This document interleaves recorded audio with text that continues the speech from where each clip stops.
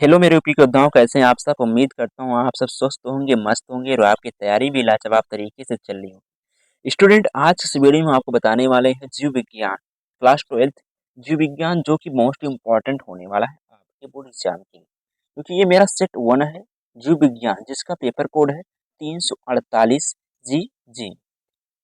आइए देखते हैं जीव विज्ञान को पूरा सारे का सारा सोल्यूशन के साथ पूरा पेपर हल करके बताऊंगा आपको। चलिए देखते हैं, शुरू करता हूँ वीडियो को।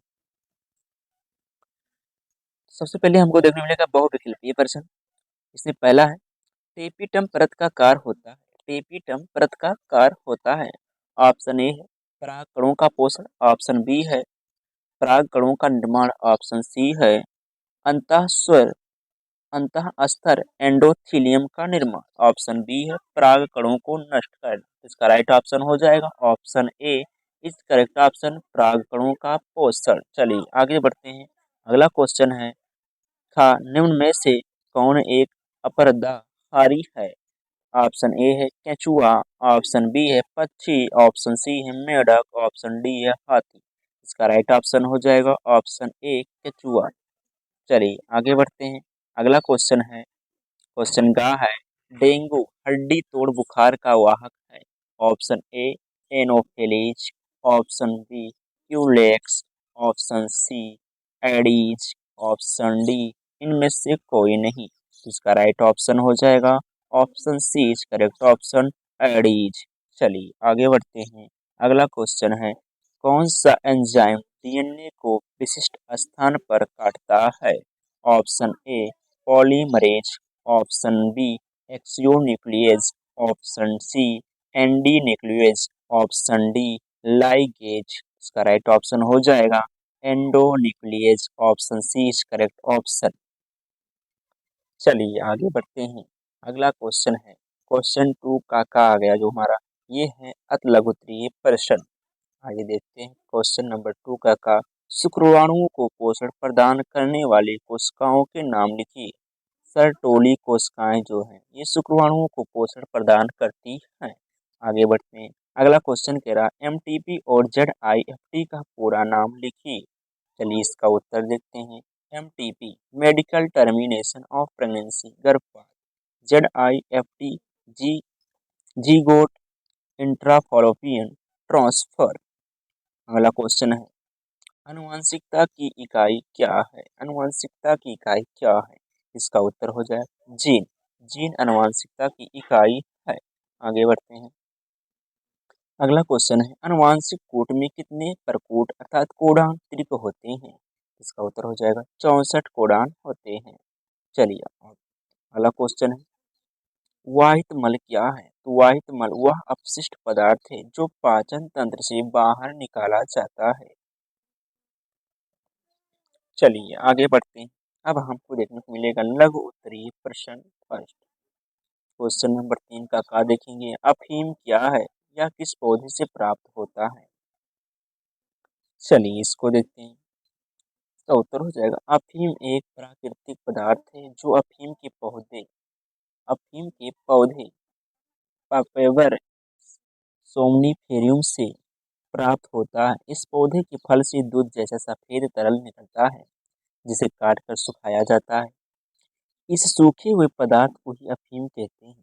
अफीम में कई प्रकार के अल्कलॉइड होते हैं, जिनमें मॉर्फिन, कोडीन आदि प्रमुख हैं। चलिए क्वेश्चन अगला है, क्लाइनफेल्टर एवं टर्नर सिंड्रोम में गुणसूत्रों की संख्या कितनी होती है। चलिए देखते हैं इसको। क्लाइनफेल्टर सिंड्रोम, इस सिंड्रोम में पुरुषों में एक अतिरिक्त गुणसूत्र एक्स होता है, अर्थात इनमें कुल 47 गुणसूत्र होते हैं, X X Y. Turner syndrome, यह सिंड्रोम इस सिंड्रोम में महिलाओं में एक एक्स गुणसूत्र की कमी होती है, अर्थात इनमें कुल 45 गुणसूत्र होते हैं, एक्स ओ। अगला क्वेश्चन है, मानव में प्रतिरक्षा, इम्यूनिटी बोलते हैं अंग्रेजी में, कितने प्रकार की होती है, उनके नाम लिखिए। तो मानव में मुख्य रूप से 2 प्रकार की प्रतिरक्षा होती है। एक होता है नेचुरल इम्यूनिटी और एक होता है एक्यूरेड इम्यूनिटी। जन्मजात प्रतिरक्षा अर्थात इसको बोलते हैं अंग्रेजी में नेचुरल इम्यूनिटी। यह प्रतिरक्षा जन्म से ही प्राप्त होती है और शरीर को संक्रमण से बचाने में पहली पंक्ति का काम करती है। अगला है अधिग्रहित प्रतिरक्षा एक्यूर्ड इम्यूनिटी। अधिग्रहित प्रतिरक्षा एक्यूर्ड इम्यूनिटी, यह प्रतिरक्षा जीवन के दौरान विकसित होती है और शरीर को विशिष्ट रोग जनकों से लड़ने में मदद करती है। चलिए आगे बढ़ते हैं। अगला क्वेश्चन है प्रतिजैविक क्या है? इन्हीं दो सूक्ष्म जीवों के नाम लिखिए जिनका प्रयोग प्रतिजैविकों के उत्पादन में किया जाता है। आइए इसका उत्तर देखते हैं। परतजैविक वे रसायन होते हैं जो बैक्टीरिया जैसे सूक्ष्म जीवों को मारते हैं या उनकी वृद्धि को रोकते हैं। इनका उपयोग विभिन्न प्रकार के संक्रमणों के इलाज में किया जाता है। प्रतिजैविक प्रतिजैविकों के उत्पादन में उपयोग किए जाने वाले दो सूक्ष्म जीव हैं पेनिसिलियम। पेनिसिलियम यह एक फफूंद है जिससे पेनिसिलिन नामक प्रतिजैविक प्राप्त होता है। दूसरा है स्ट्रेप्टोमाइसिस, यह एक जीवाणु है जिससे स्ट्रेप्टोमाइसिन नामक प्रतिजैविक प्राप्त होता है। आगे बढ़ते हैं। अगला क्वेश्चन है वन्यजीव संरक्षण के लिए सरकार द्वारा क्या कदम उठाए गए हैं? इसका उत्तर हो जाएगा वन्यजीव संरक्षण के लिए सरकार ने कई कदम उठाए हैं, जैसे राष्ट्रीय उद्यानों, वन्यजीव अभ्यारण्यों और जैवमंडल संरक्षण क्षेत्रों की स्थापना, वन्यजीव संरक्षण अधिनियम 1972 लागू करना जिसमें शिकार पर प्रतिबंध और वन्यजीवों के संरक्षण के नियम शामिल हैं। अगला पॉइंट है लुप्त प्राय प्रजातियों के लिए विशेष पुनर्वास और संरक्षण कार्यक्रम चलाना। अब आपका आ गया है लघु उत्तरीय प्रश्न सेकंड। क्वेश्चन नंबर 4 का क्या कह रहा है? शारीरिक रोध और कोशिकीय रोध पर संक्षिप्त टिप्पणियां लिखिए। शारीरिक रोध फिजिकल बैरियर, यह बाहरी अवरोध जो शरीर को हानिकारक सूक्ष्म जीवों से बचाते हैं जैसे कि त्वचा, बलगम और श्लेष्म झिल्ली। ये बैक्टीरिया, वायरस और अन्य रोगाणुओं को शरीर में प्रवेश करने से रोकते हैं। कोशिकीय रोध cellular seller cellular barrier, cellular barrier जिसको अंग्रेजी में बोलते हैं। यह रोध शरीर के अंदर प्रतिरक्षा कोशिकाओं द्वारा होता है जैसे फागोसाइटस और लसिकाणु। ये कोशिकाएं हानिकारक सूक्ष्मजीवों को नष्ट करती हैं। अगला क्वेश्चन है बीज संयोजन के नियम पर टिप्पणी लिखिए। मेंडल का यह नियम एगमकों की शुद्धता का नियम कहलाता है। किसी लक्षण को संतति तक ले जाने वाले कारक अलग अलग हो जाते हैं तथा यह कारक अगली पीढ़ी में जाने से पूर्व पुनः युग्म बनाता है। इस कारण माता तथा पिता के कारक संतति में अपना प्रभाव दिखाते हैं। जैसे जब पीढ़ी में प्राप्त संतत का स्वयं संकरण कराया जाता है तो बनने वाली संततियों में फिर से लंबेपन एवं बौनेपन का लक्षण परिलक्षित होता है। नीचे आपको दिख रहा होगा क्रॉस कराया गया है यहाँ पे आप देख सकते हैं एक लंबा और एक बौना यहाँ पे आपको मिल गया होगा। इस क्रॉस को देख लीजिएगा अच्छे से। चलिए आगे बढ़ते हैं। अगला जो क्वेश्चन हमारा कैंसर क्या है, इसके बचाव व उपचार का उल्लेख कीजिए। कैंसर एक ऐसी स्थिति है जिसमें शरीर को कोशिकाएं अनियंत्रित रूप से बढ़ने और विभाजित होने लगती हैं।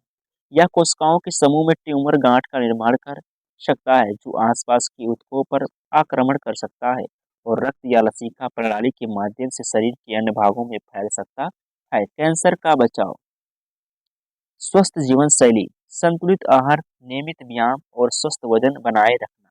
अगला है धूम्रपान और शराब से बचाव। तंबाकू और अत्यधिक शराब का सेवन कैंसर का प्रमुख कारण है। अगला है सूरज की पराबैंगनी किरणों से बचाव। त्वचा कैंसर से बचने के लिए धूप से बचें या सनस्क्रीन का प्रयोग करें। संक्रमण से बचाव हेपेटाइटिस बी और एचपीवी जैसी संक्रमणों से बचाव के लिए टीकाकरण, समय समय पर परीक्षण, नियमित जांच से शुरुआती अवस्था में कैंसर का पता चल सकता है। कैंसर का उपचार सर्जरी कैंसर प्रभावित हिस्से को शारीरिक रूप से हटाने के लिए कीमोथेरेपी दवाओं द्वारा कैंसर कोशिकाओं को मारने के लिए। विकिरण चिकित्सा रेडिएशन थेरेपी उच्च ऊर्जा विकिरण का उपयोग करके कैंसर कोशिकाओं को नष्ट करना।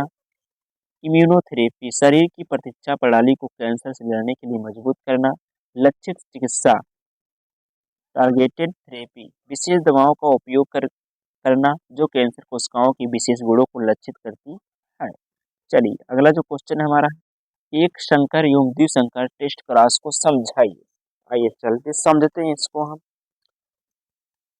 एक संकर टेस्ट क्रॉस में केवल एक विशेषता जीन पर ध्यान केंद्रित किया जाता है। इसमें एक विशिष्ट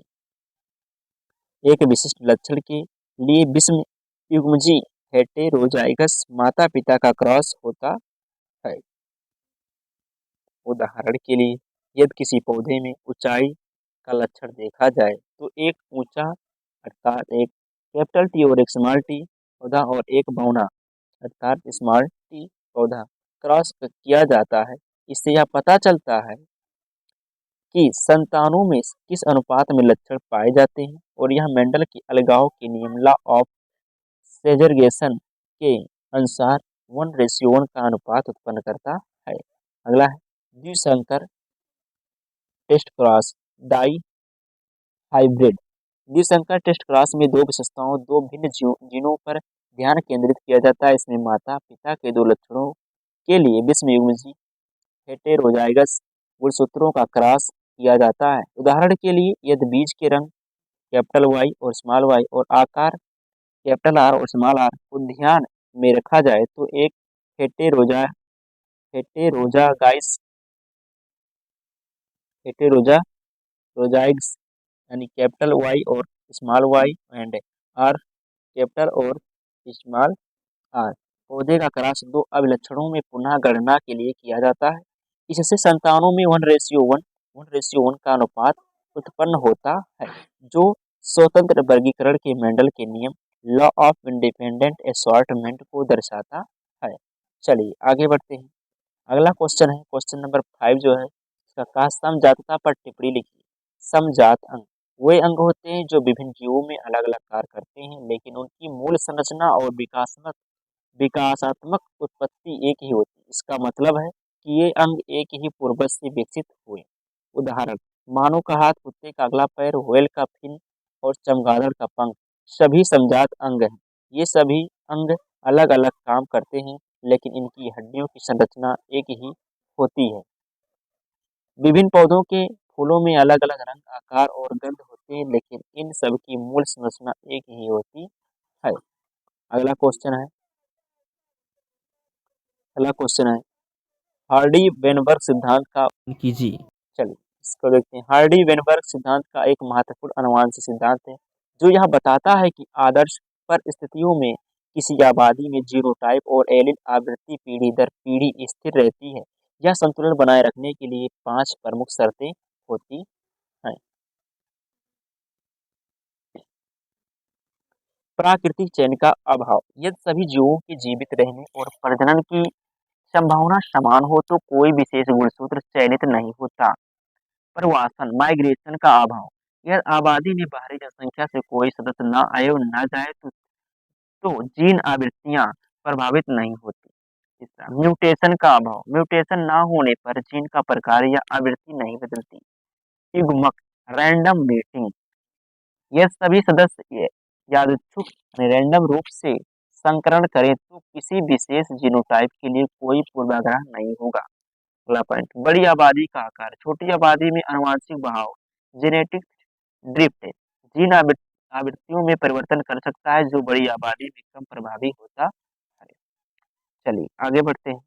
हार्डी वेनबर्ग समीकरण इस सिद्धांत को गणितीय रूप से निम्नलिखित समीकरण से दर्शाया जाता है। P square plus 2 PQ plus Q square equal 1 जहाँ P बराबर होता है प्रभावी एलील की आवृत्ति और Q बराबर होता है अप्रभावी एलील की आवृत्ति और P स्क्वायर बराबर होता है होमोजाइगस प्रभावी जीनोटाइप की आवृत्ति। वहीं 2PQ का मतलब होता है हेटेरोजाइगस की जीनोटाइप की आवृत्ति और क्यू स्क्वायर का मतलब होता है होमोजाइगस अप्रभावी जीनोटाइप की आवृत्ति। चलिए अब आपका आ गया क्वेश्चन का जो है लघु बीजाणु ध्वनि प्राक कोश तथा गुरु बीजाणु ध्वनि बीजांड के बीच कोई 3 अंतर लिखिए। इसका उत्तर हो जाएगा लघु बीजाणुधानी परागकोश और गुरु बीजाणुधानी बीजांड के बीच 3 मुख्य अंतर हैं। स्थान परागकोश यह पुंकेसर एंथेरे के अंदर स्थित होता है, जबकि बीजांड या अंडक कार्पेल के भीतर अंडाशय में स्थित होता है। दोनों को कार देखते हैं। परागकोश परागकोश में सूक्ष्म बीजाणु माइक्रोस्पोर्स बनते हैं जो परागकणों का निर्माण करते हैं और नर युग्मकों का उत्पादन करते हैं। बीजांड बीजांड में गुरु बीजाणु यानी मेगास्पोर्स बनते हैं जो भ्रूण थैली का निर्माण करते हैं और मादा युग्मकों का उत्पादन करते हैं। गुणसूत्र संख्या परागकणों में साधारणतया एकल यन गुणसूत्र होते हैं क्योंकि ये मियोसिस के बाद बने होते हैं। बीजांड बीजांड में बनने वाली संरचना भ्रूण थैली में शुरुआत में एकल गुणसूत्र होते हैं, लेकिन निषेचन के बाद बीज 2n बन जाता है। चलिए आगे बढ़ते हैं। अगला जो क्वेश्चन कह रहा है समष्टि की किन्हीं 3 महत्वपूर्ण विशेषताओं की व्याख्या कीजिए। उत्तर एक समष्टि पॉपुलेशन किसी एक ही जात के जीवों का समूह होता है जो एक निश्चित भौगोलिक क्षेत्र में रहते हैं और आपस में प्रजनन कर सकते हैं। समष्टि पॉपुलेशन की 3 महत्वपूर्ण विशेषताओं की व्याख्या। पहला घनत्व पॉपुलेशन डेंसिटी समष्टि घनत्व किसी विशेष क्षेत्र में रहने वाले जीवों की संख्या को दर्शाता है। इसे आबादी की संख्या को क्षेत्र की इकाई से विभाजित करके मापा जाता है। समष्टि घनत्व से हमें यह समझने में मदद मिलती है कि क्षेत्र में जीवों के रहने और संसाधनों की उपलब्धता कैसी है। जैसे उच्च घनत्व संसाधनों की प्रतिस्पर्धा को बढ़ा सकता है। विकास दर ग्रोथ रेट यदि यदि किसी आबादी की वृद्धि या कमी की दर को दर्शाता है या किसी आबादी की वृद्धि या कमी की दर को दर्शाता है। इसमें जन्म दर नेटालिटी मृत्यु दर मोर्टालिटी और प्रवासन माइग्रेशन का योगदान होता है। यदि जन्म और प्रवासन की दरें मृत्यु दर और स्थानांतरण की दरों से अधिक है तो आबादी बढ़ेगी अन्यथा घटेगी। विकास दर आबादी के आकार उसकी संरचना और पर्यावरणीय परिस्थितियों पर निर्भर करती है। आयु संरचना एज स्ट्रक्चर आयु संरचना किसी आबादी में विभिन्न आयु समूहों का अनुपात है, जैसे शिशु युवा वयस्क और वृद्ध। यह आबादी की भविष्य की वृद्धि और विकास की क्षमता का संकेत देती है। यदि आबादी में युवा अधिक है तो भविष्य में इसकी वृद्धि की संभावना अधिक होती है, जबकि वृद्ध आबादी में वृद्धि की संभावना कम हो जाती है। आयु संरचना समष्टि की स्वास्थ्य प्रजनन क्षमता और दीर्घकालिक अस्तित्व को दर्शाती है। अगला क्वेश्चन है निम्नलिखित से आप क्या समझते हैं। कहा है जीवन की उत्पत्ति ओरिजिन ऑफ लाइफ वह प्रक्रिया जिसके तहत पृथ्वी पर जीवन का आरंभ हुआ। वैज्ञानिक मानते हैं कि पृथ्वी पर जीवन का आरंभ करीब 3.5 से 4 अरब साल पहले हुआ। प्रारंभ में पृथ्वी पर केवल सरल कार्बनिक अणु बने जो बाद में जटिल अणुओं और संरचनाओं में बदल गए। इन जटिल अणुओं ने प्रोटीन न्यूक्लिक एसिड आदि का निर्माण किया, जिससे सबसे सरल कोशिकाएं बनी और बाद में विविधतापूर्ण जीवन का विकास हुआ। इस प्रक्रिया को समझाने के लिए विभिन्न सिद्धांत दिए गए हैं, जिनमें रासायनिक विकास का सिद्धांत और आदि कोशिका सिद्धांत शामिल हैं। कुछ प्रमुख सिद्धांतों में शामिल हैं ओपेरिन होल्डेन सिद्धांत। इस सिद्धांत के अनुसार पृथ्वी के प्राचीन वातावरण में मौजूद सरल अणुओं से जटिल कार्बनिक यौगिक बने होंगे और इन्हीं से जीवन का विकास हुआ होगा। पैनस्पर्मिया सिद्धांत इस सिद्धांत के अनुसार जीवन के बीज अंतरिक्ष से पृथ्वी पर आए होंगे। ऑस्ट्रेलोपिथेसिन आदि मानव ऑस्ट्रेलोपिथेसिन मानव विकास के शुरुआती चरण में रहने वाले एक प्रकार के प्राचीन मानव थे। इन्हें आमतौर पर आदिमानव के रूप में जाना जाता है। ऑस्ट्रेलोपिथेसिन सीधे चल सकते थे और उनके पास मस्तिष्क का आकार आधुनिक मनुष्यों की तुलना में छोटा था। ऑस्ट्रेलोपिथेसिन मानव विकास के अध्ययन में बहुत महत्वपूर्ण है क्योंकि वे हमें यह समझने में मदद करते हैं कि मनुष्य कैसे विकसित हुआ। अगला है संक्रामक रोग। संक्रामक रोग वे रोग हैं जो एक व्यक्ति से दूसरे व्यक्ति में फैल सकते हैं। सिंपल है भाई, जो एक व्यक्ति से दूसरे व्यक्ति में जो रोग फैल जाए वही संक्रामक रोग है। कारण, ये रोग आमतौर पर बैक्टीरिया, वायरस, कवक या परजीवी के कारण होते हैं। उदाहरण सर्दी, फ्लू, एड्स, हेपेटाइटिस आदि। रोकथाम इसका, संक्रामक रोगों को रोकने के लिए टीकाकरण, स्वच्छता और सामाजिक दूरी जैसे उपाय किए जाते हैं। अगला है डार्विनवाद। डार्विनवाद, इसका उत्तर है डार्विनवाद चार्ल्स डार्विन द्वारा प्रस्तावित प्राकृतिक चयन, नेचुरल सिलेक्शन का सिद्धांत है, जो यह बताता है कि जीवन का विकास धीरे धीरे और क्रमिक रूप से हुआ है। यह सिद्धांत इस अवधारणा पर आधारित है कि किसी भी आबादी में विभिन्न जीवों में प्राकृतिक रूप से भिन्नता होती है, और इस भिन्नता के कारण कुछ जीव अपने पर्यावरण में बेहतर अनुकूल हो पाते हैं। बेहतर अनुकूल जीवों के जीवित रहने और प्रजनन की संभावना अधिक होती है, जिससे वे अपने अनुकूल लक्षणों को अगली अगली पीढ़ियों में स्थानांतरित कर पाते हैं। इस प्रक्रिया को योग्यात्मक की उत्तरजीविता अर्थात सर्वाइवल ऑफ द फिटेस्ट कहा जाता है। डार्विनवाद के मुख्य सिद्धांत निम्नलिखित हैं। पहला, भिन्नता, वेरिएटेशन। एक ही वेरिएशन एक ही प्रजाति के विभिन्न व्यक्तियों में प्राकृतिक रूप से विभिन्न प्रकार के गुण पाए जाते हैं। ये भिन्नताएं आनुवंशिकता, हेरिडिटी के कारण होती है। उत्तरजीविता की संघर्ष, स्ट्रगल ऑफ एक्सटेंस। प्राकृतिक संसाधन सीमित होते हैं, जिसके कारण जीवों में भोजन, पानी, आश्रय और साथी के लिए प्रतिस्पर्धा होती है। केवल वे जीव जो सबसे अधिक अनुकूल होते हैं इसे इस संघर्ष में जीवित रह पाते हैं।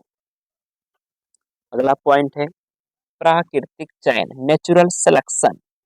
प्राकृति स्वाभाविक रूप से सबसे उपयुक्त जीवों का चयन करती है, जो अपने पर्यावरण में जीवित रहते हैं और प्रजनन करते हैं।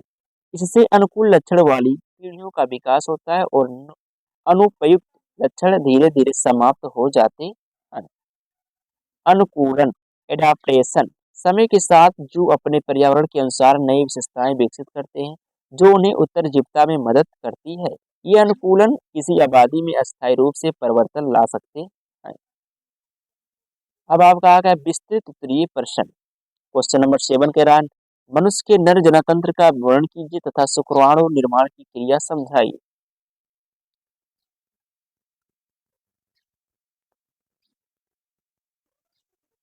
तो यहाँ पे आपको देखने को मिल जाएगा कुछ स्ट्रक्चर बनाए गए हैं, और ये आपका मूत्रवाहिनी हो गया, ये मूत्राशय हो गया, शुक्रवाहक हो गया, ये शुक्राशय है, ये प्रोस्टेट पृष्ठ है, और ये कंद मूत्र पत्र ग्रंथ है, और ये अधिवेशन है। ठीक, इस प्रकार से स्ट्रक्चर बना लीजिएगा। और अब देखते हैं प्राथमिक जनन अंग, वृषण। पुरुष के प्राथमिक जनन अंग है वृषण। ये एक जोड़ी होते हैं तथा उदर गुहा से बाहर वृषण कोश में स्थित होते हैं। वृषण अनेक कुंडलित नलिकाओं के बने होते हैं, जिन्हें शुक्र जनन नलिकाएं कहते हैं। शुक्र जनन नलिकाओं में शुक्राणुओं का निर्माण होता है। शुक्र जनन नलिकाएं वृषण जालक में खुलती हैं। वृषण जालक से 16 से 20 पतली पतली शुक्र वाहिकाएं निकलकर एपिडिडायसिस में खुलती हैं। विस्तरण, शुक्राणु स्पर्म निर्माण करते हैं। ये विशेषकर टेस्टोस्टेरॉन हार्मोन का निर्माण करते हैं, जो जानने में सहायक होता है। सहायक जनन अंग, ये अंग जनन की प्रक्रिया में सहायता करते हैं। इनमें सहायक नलिकाएं व सहायक ग्रंथियां शामिल हैं।